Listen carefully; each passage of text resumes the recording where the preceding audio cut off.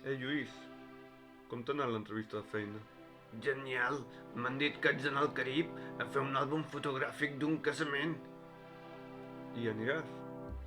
Oh, i tant, el viatge el paga l'empresa. Uns dies més tard. Com va anar la sessió de fotos al Carib? Una mica desconcertant. Per què? És el primer cop que fotografio un gos dalt d'un arbre.